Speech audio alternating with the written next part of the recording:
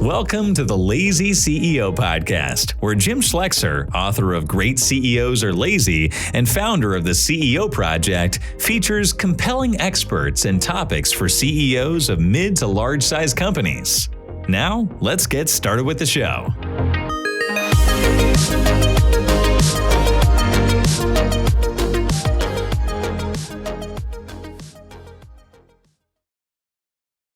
Welcome, everybody, to another Lazy CEO podcast. My name is Jim Schleckser. I'm your host, and I am the founder of the CEO Project. Well, today we've got a really interesting guest, which is, funny enough, one of our members in the CEO Project, has been for probably 6 years now, and has a wealth of experience that I think will be really interesting for our listeners about managing family business and managing growth and executive teams and his particular industry and the changes and so forth. And so I want to introduce Mark Cabrera from Saddle Creek Logistics. Hey, Mark.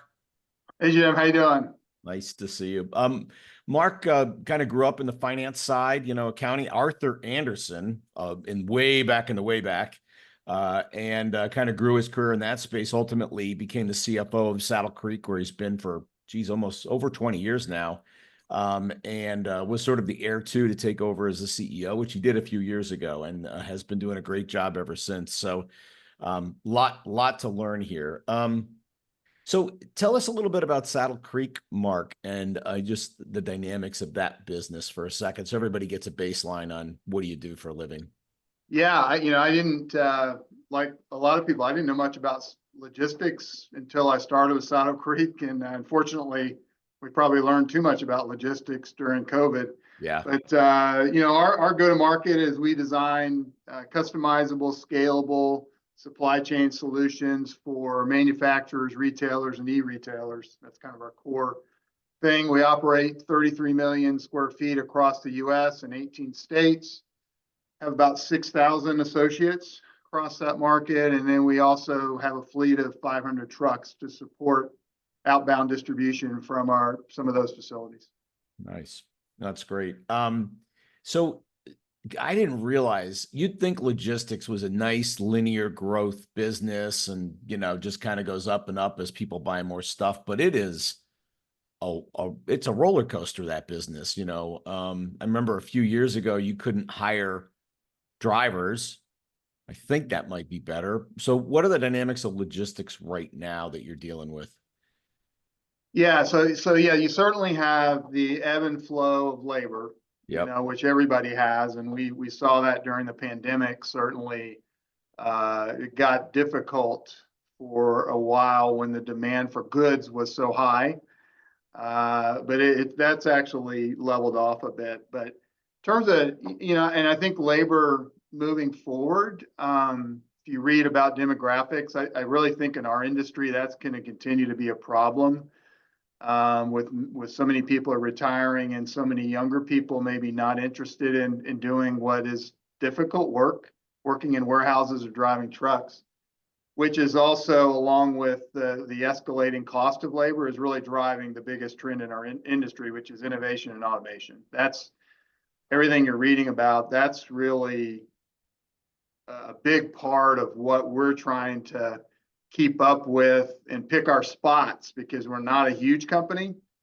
We're a mid-sized company. We're a billion-dollar company, but in our space, trying to find what's the right innovation strategy to pursue is pretty important for us. Interesting. And I thought warehouses were pretty automated already. Is it because you're doing it for someone else that investment doesn't always make sense, or what? Why? I mean, maybe I'm naive to think they were already all automated and robots were pulling things off shelves and yeah. So it is partly because of the return on investment. And when you're a third-party logistics company and you're a middleman, if you've got shorter contracts, if you've only got a 2 or 3 year contract, then the ROI for the investment might not make sense. So that's part of it. In our business, probably maybe more level setting, we'll have part of our warehousing operations will be what you'd call dedicated operations, where that's one building, one client.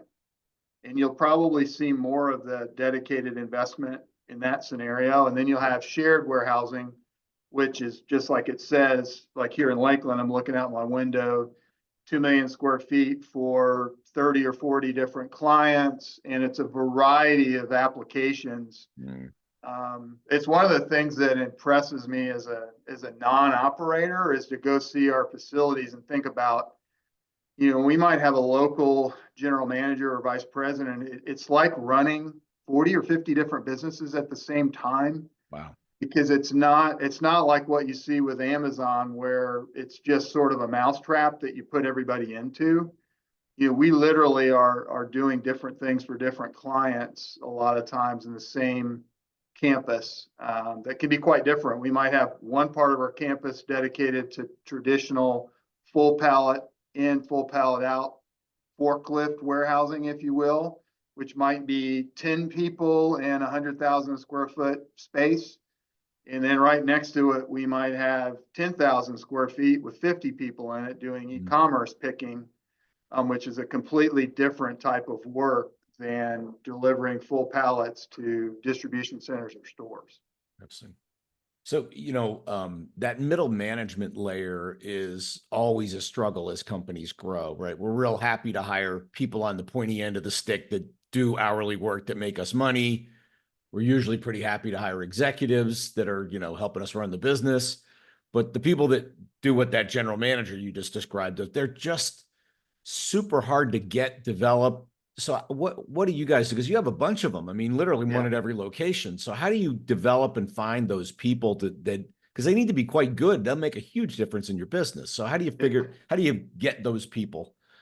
Yeah, so that's a good question. So, historically you looked for experience. Yeah. So I'm old fashioned. So your ad in the newspaper would wait, target... newspaper. What is this thing you talk about? Yeah, exactly. I'm sorry.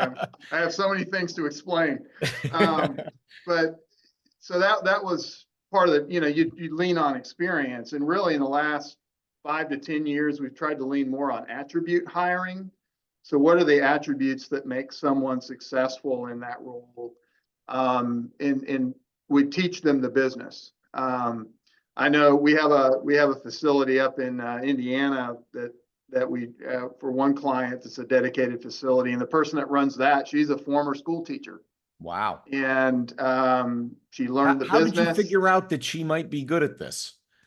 I don't know, but I think she was at a point in her life where she was looking for a second thing to do, and she came into our warehouse and she figured out, hey, I really like this. We're solving problems.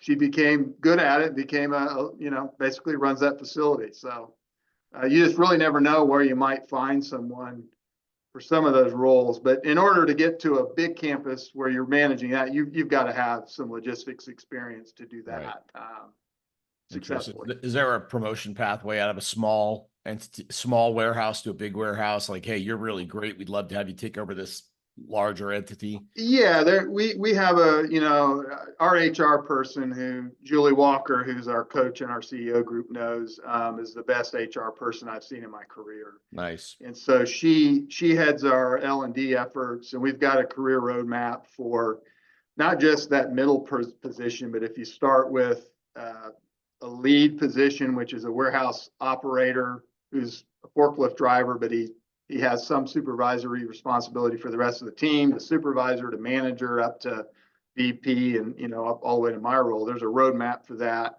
The additional skills needed at each level, the kinds of interactions you would have with associates and clients.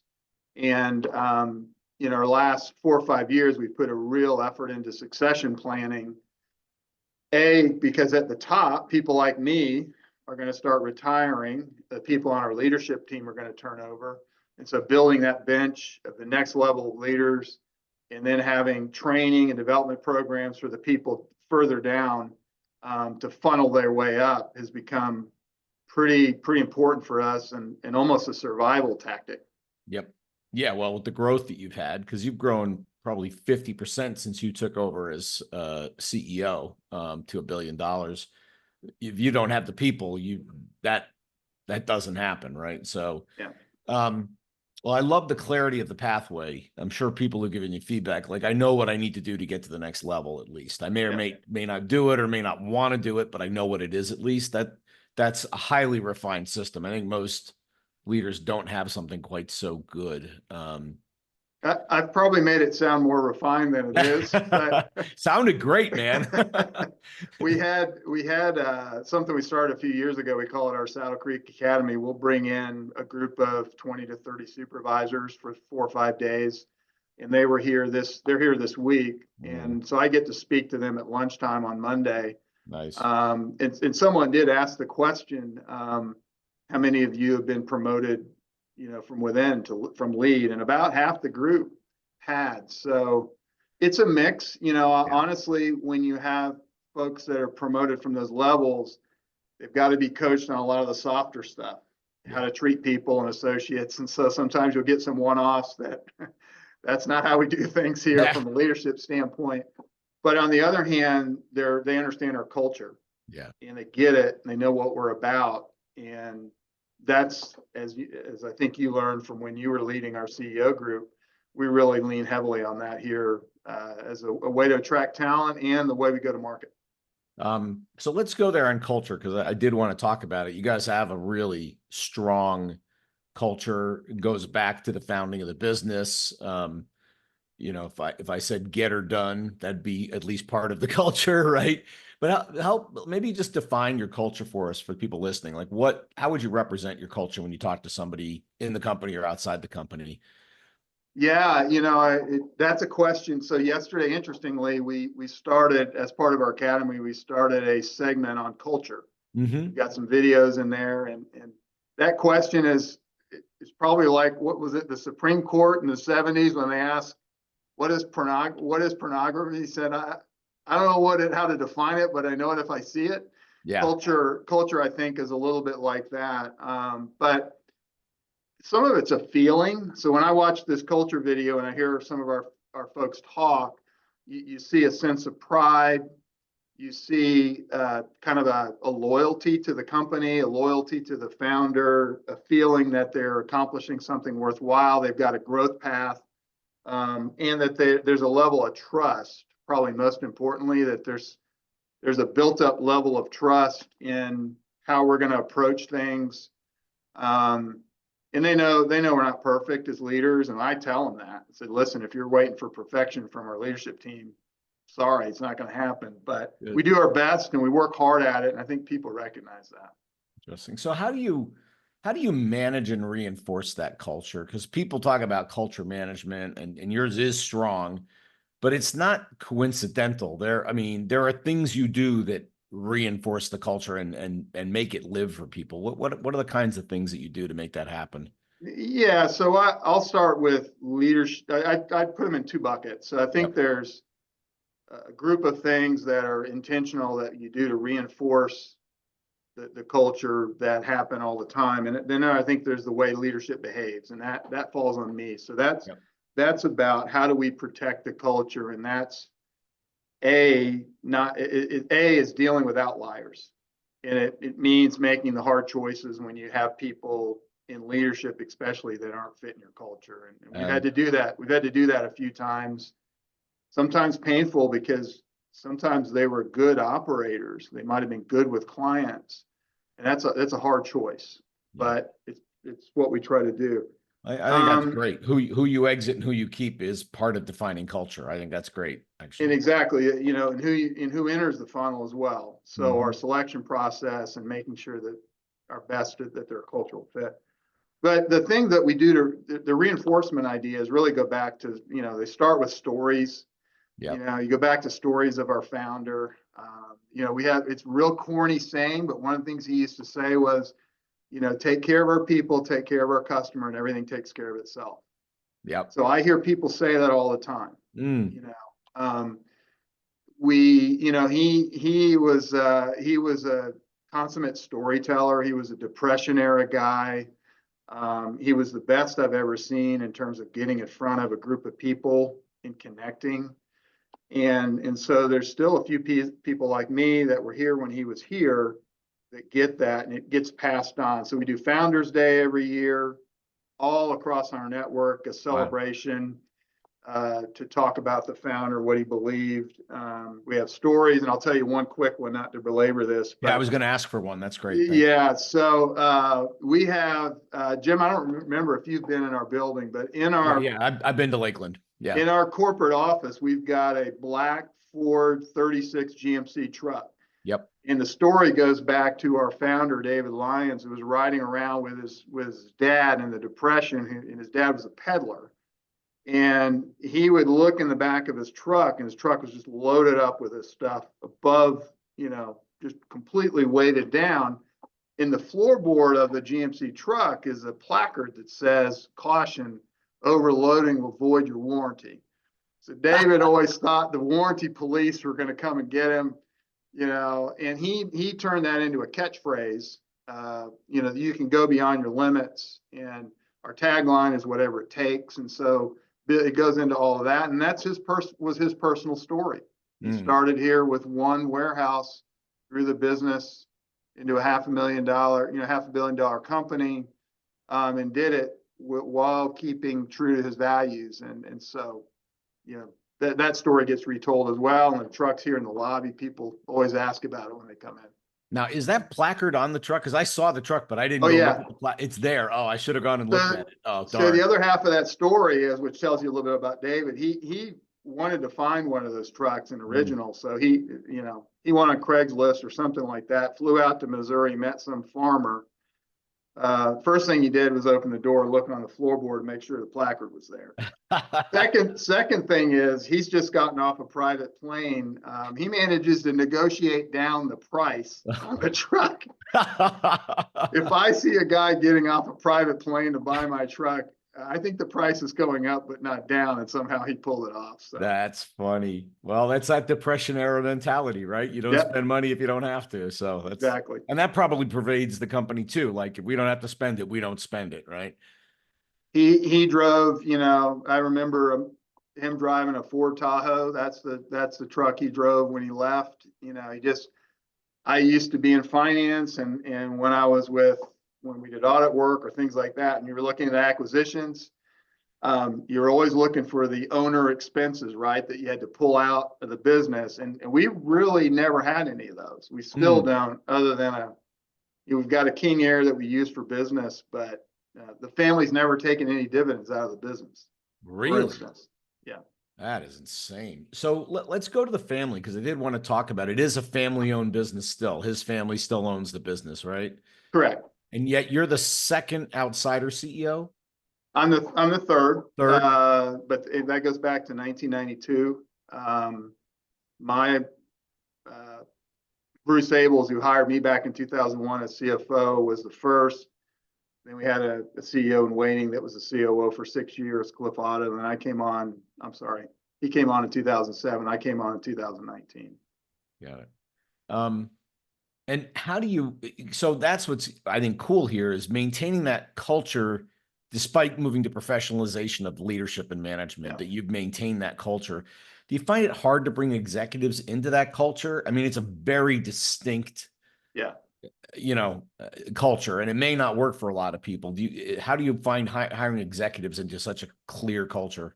Yeah. So our industry, I don't want to call it incestuous, but everyone knows. No, logistics is hugely incestuous. Yeah. There's no secrets in our industry. So fortunately for us, I think it works to our advantage, because people know a little bit about us and our culture, and we're a little bit of a black box because we're not private and we're not public or private equity owned. So we have been able to hire some people who were with larger organizations. Maybe it's their last stop, because they really want to be somewhere where they can combine their technical experience with the culture and do something different. And so it's really something we can advocate. And we have compensation approaches to try to, combat what they might get with private equity or public. For instance, the stock appreciation rights program or bonus programs and things like that. But it's actually something we do to attract talent as much as anything, because the number of privately held companies in our space is shrinking, and so we try to use that as a competitive advantage. Interesting. Yeah, I think for a while private equity was rushing into this market, and maybe they're not so much the way they used to. Every time it cycles, they get less excited about it.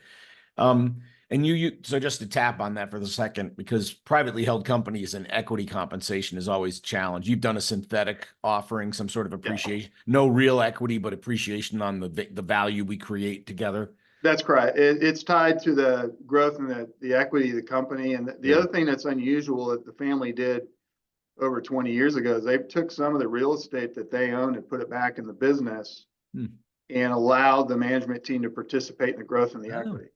Oh, that's cool. The growth in the increase in the value of the real estate. So we do rolling appraisals of the real estate every 3 years, and that's actually part of the price of the appreciation rights that we calculate every year. Got it. And the company buys or pays out when that stock when it's time for somebody to exit or leave the company, you buy it back.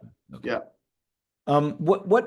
So how involved is the family in the business? So we've got some family run companies, and some are more in and some are less in, and your guys have basically transitioned out and are owners, not actively operationally involved. But how often do they appear? How much do they stick their finger in the pie when you're trying to run the business? So one of my experiences from being part of a CEO project group for now, like you said, it's been over 6 years, is that I've realized how good my situation is. It is. It's one of the things you get, like, how am I doing, right? Yeah. Oh my goodness. I have a lot of respect and empathy for the folks that deal with challenges with ownership, relationships. Boy, that seems to be the hardest part of a lot of CEOs' jobs. And honestly, for me, that's a really small thing. And so believe me, I'm eternally grateful because I didn't ask for this job. You remember, I was very happy being CFO and took this job because I wanted to extend our founder's legacy. That's how I look at this job. It's one part the things normal CEOs do, and its other part is extending his legacy. That's the grid for me. Yeah. So, but cadence, to your point. So now we've got the second gen. We're in G2, so it's son of the owner, son-in-law, and daughter of the owner. The son-in-law is the chairman. Traditionally, they would sit in on our 8:30 around the horn call on Monday mornings. Okay. Monthly, we have a finance committee meeting. They sit in on that. We have a dinner the night before. Since COVID, before COVID, it was mostly the chairman and the son, but the daughter has gotten involved since COVID. Just in really, she's kind of a real connection to David, so it's actually a helpful thing because to see all three owners there. But they let us run the business.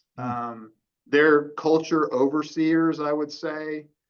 But they really let us run the business, and even more so than when David had a few pet customers and a few, pet things. But I'm very grateful because they let us run with it, and I guess until things turn south, they'll continue to do that. Yeah, so just keep doing a good job, and that's it. That's always the secret.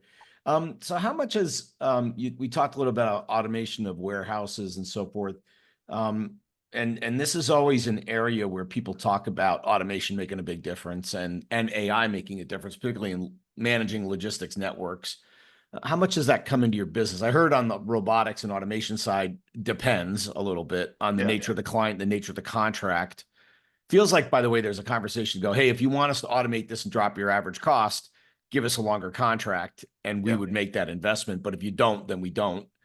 Yeah. But generally, how are robotics and AI playing in this business? Yeah. So it's a bit of the Wild West. There's so much going on. So we have, over the last 5 years, we've locked in on 3 strategic pillars. One is talent, one is the client experience, and the third's innovation. Yep. And so we've got a team, we've got an engineering group, we've got a roadmap. And I think one of the biggest misconceptions is that people think of especially robotics and automation as a home run. There's some one size fits all. And one of our board members really pointed out, it's really about singles. Yeah. It's almost about beating out bunts. It's a lot of small one-offs. So we're looking for things where we can reduce the amount of what you might call repetitive type tasks. So walking is one of those. So we've got several locations where we're using AMRs, automated mobile robots, which are used for picking. And basically, they allow an associate to stand in one area, and the robots bring the product back and forth. That's cool. What kind of simplifies that. There are in a couple places we're using automated forklifts to unload off the dock. That allows you to unload around the clock and free up trailers. That's where you get benefit there. Simple things like a scrubber. Think about a Zamboni at a hockey rink. We use scrubbers to keep food grade warehouses clean. If you've got a big enough warehouse, sometimes an automated scrubber makes sense. So that thing just runs continuously. It's a giant Roomba. Cool. Is exactly what it is. And then for anything where we're doing assembly line work. So historically, we've done multi-pack lines for Gatorade. So go into Sam's or a Costco and look at a rainbow pack. Yeah. Depending on the region, we were probably doing that with 30 or 40 people doing that manually in an assembly line. Wow. There's now technology where you put up an automated robotic picking arm, and it does that work for you. And initially, those picking arms were locked and took a big footprint, and now they've become, you can move them around. So right across the street, we're doing that here in Lakeland. And that's another example. So it takes 30, you go from 30 people in a line down to 5 or 6, which are either quality control or they're doing the manual things you still can't do with a machine, like cutting the shrink wrap on the pallet. Interesting. And AI, is that showing up in any way? Yeah. So we've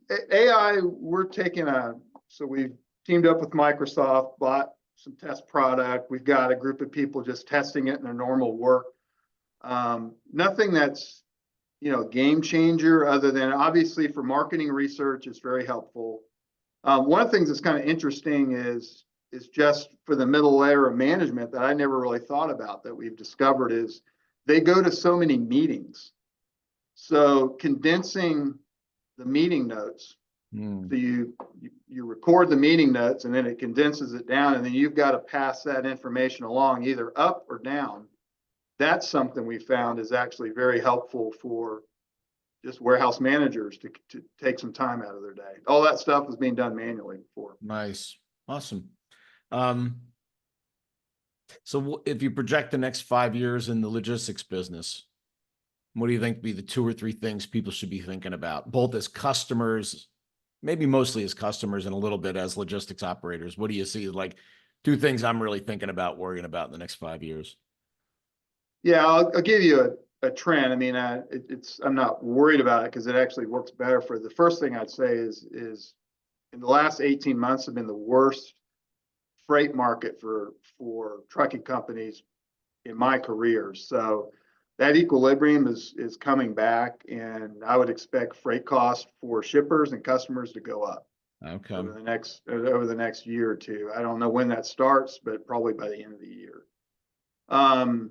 Bigger trends are, the whole trend in automation that I just described, the cost of labor, the fact that people don't want to do the work, younger people, is all going to push an ROI that works for automation. Yep.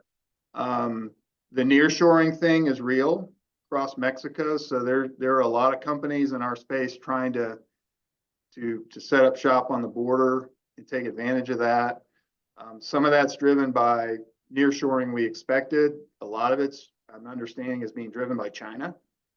China is setting up shop in Mexico and using the 321 exemption, tariff exemption in some cases, to save on tariffs. Interesting. Which I suspect might be a window that gets closed if a certain person gets elected. Depending on the election. Yeah.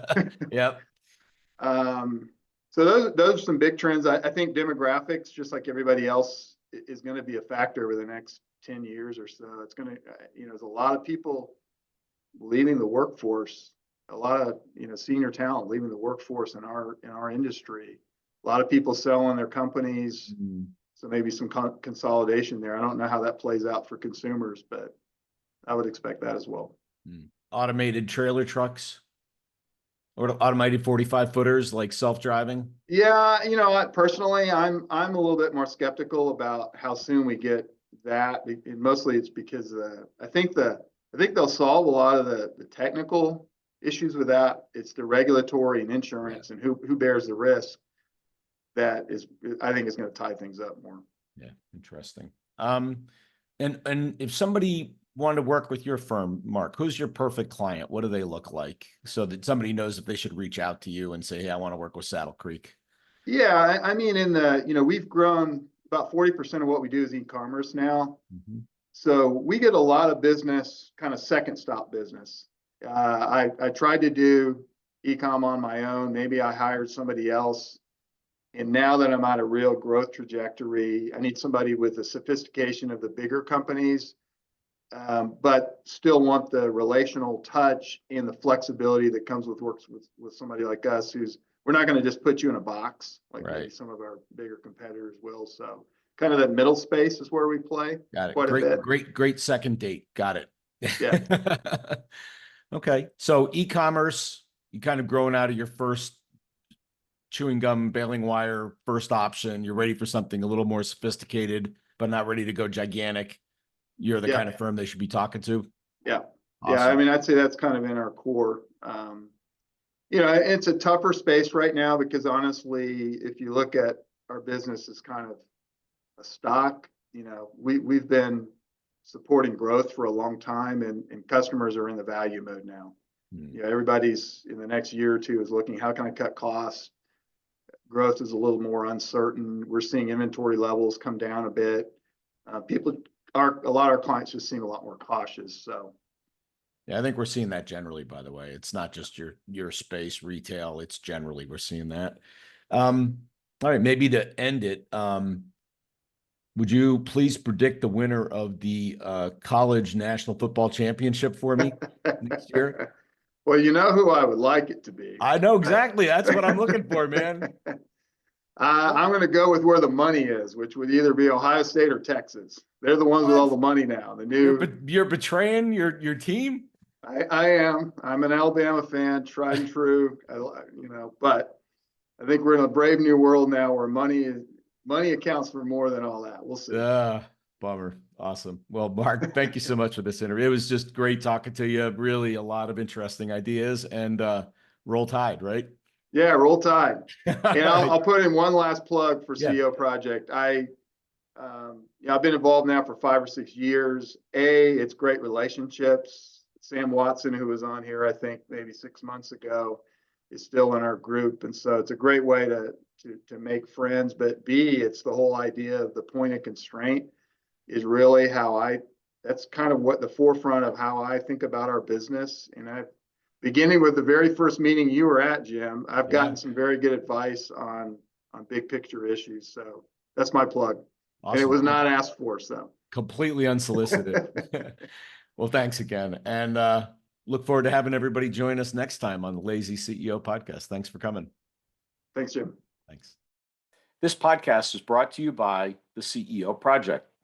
At the CEO Project, we work with CEOs to help them grow their business. And our members represent billions of dollars of revenue and profit. And frankly, amongst all of us, we've probably made every mistake in the book, including some you haven't made yet. So if you want to learn from the experience of a bunch of really seasoned CEOs, we're a great place to hang out. In this podcast, what you're going to hear are some of those ideas, concepts, and things that are just going to help you on your journey. If you want to find out more, reach out to us at theceoproject.com, or you can contact me personally at jim@theceoproject.com. Happy listening.